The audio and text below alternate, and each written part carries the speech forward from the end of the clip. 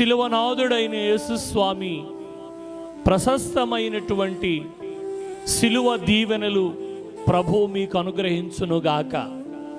ప్రభువునందు ప్రియులారా, ఈ శిలువ ధ్యాన దినాలలో గ్రహించవలసినటువంటి 3 మాటలు మీకు జ్ఞాపకము చేయాలని నేను ఆశపడుతూ ఉన్నాను. ఒకటి, మర్మమైన శిలువ.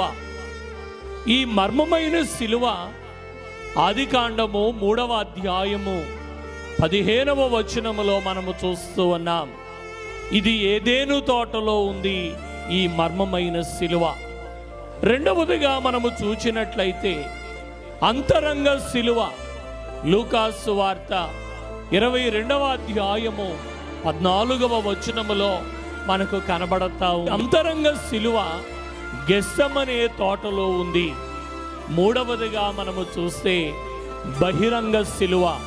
లూకాసు వార్త 22వ అధ్యాయము 33వ వచనములో మనము వాక్యములో చూడగలం.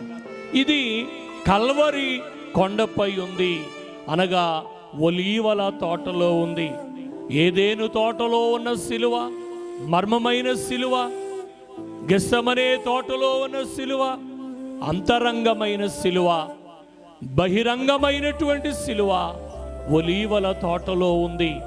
ఈ 3 శిలువలలో ఉన్న గొప్ప ఆశీర్వాదం ఏమిటంటే, పశ్చాత్తాపము పాపిని దేవుని యొద్దకు చేరుస్తూ ఉంది. అలాగే శిలువ యొద్దకు వచ్చిన పాపిని పరలోకమునకు చేర్చేదే ప్రభు యొక్క శిలువై ఉంది.